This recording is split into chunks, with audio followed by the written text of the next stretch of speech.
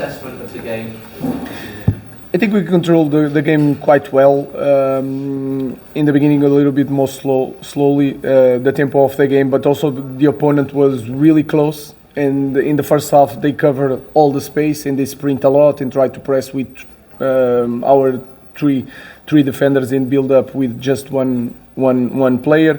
But we managed to create some chances. We didn't score, and then in the second half, you can see the opponent getting tired, more slower when he covered the space. We had more space with the players, with Kobe between the lines, one against one from Ahmad, and the pace of Garner I think help a lot.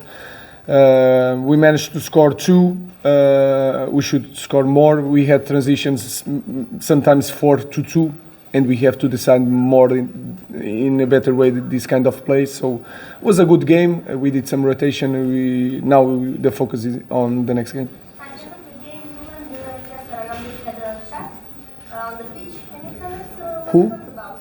At the end of the game, you and Mr. Haralamus had a chat on the pitch. No, it was. What did you talk about? No, it was like just congratulations about the game.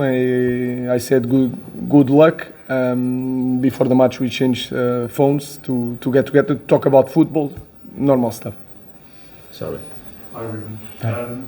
What did you make of Kobe's display, overall display tonight? And just how, I know you've spoken about it ahead of a few games, but just how big a boost is it for you and the team to have missed the playoff? That is really important for us to have time to train, to create connection between everybody, even the staff. Everybody there in training, go to the pitch, know each other in the right environment. I think is really important. Then you can have 1 week to prepare a game, so you can work in the beginning of the week. You can work your idea, and then you have time to focus also on the opponent to prepare the game in the better way. The players can rest. I can understand better my players and put together the Kobe position today. We need time to understand the players. He was struggling a lot defending as a midfielder, now more as a 10. You can feel it that he was so free playing the ball near the box, and near the box is really good, the small connections. So we need time to work with the players to understand what is the best position for them. You are used to playing beautiful atmosphere in Manchester United. How would you rate the atmosphere tonight on national? It was amazing, really nice, really good support. But you can feel it that my players are used to play in this kind of environment, and there is no environment like ours. Was there someone from FCSB you liked? Sorry? Was there someone from FCSB you liked? No, I will not start with that. Just focus on my players. I really like my players today. Luke. Hi, Ruben. Do you think you've played well enough? You're unbeaten in the group stage. I think you're the only team in Europe to have gone through both the Champions League and the Europa League. Do you think you're playing well enough to be considered one of the favourites to win the competition? No, I don't see a big difference in the way that we play, and we can.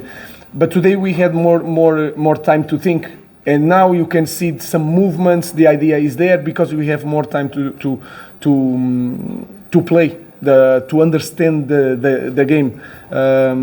I think we can think game by game. We can win it. Then you have the responsibility, no matter what, no matter the context. You are in Manchester United, so you must fight for the winning trophy. So we'll see. Then when you get these stages of any competition, anything is possible, and they can prove that in a good day they can win everybody. So we can think about that. One at the back. Sorry? There is anybody who saw tonight who had the game to play in the Premier League? No, I'm really focused on my players. I really like my players tonight.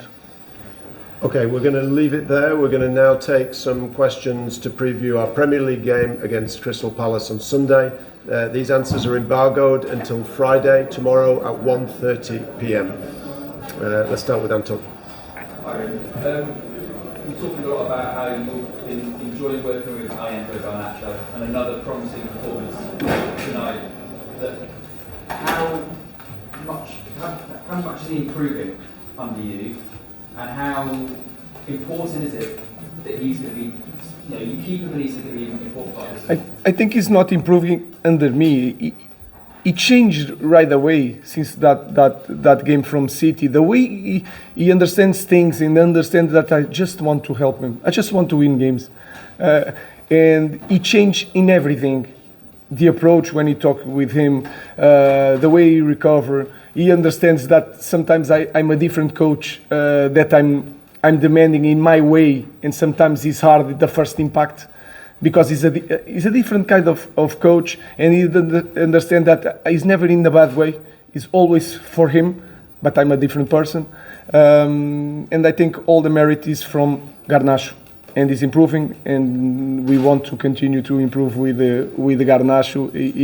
Again today, he understood the position, the moments of playing inside, outside, the connection with Allo. I think he's improving a lot. Chris?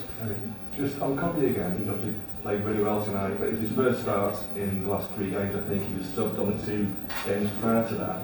Do you feel maybe that talk around his contract was being picked up recently, and also, of course, the uncertainty over his future at the club might have affected his form as much as what you mentioned before about playing in that deeper role? I don't think it's the contract. He has everybody in England sees him as a very, very good player. He played in Europa Championship final. So I think it's more the position.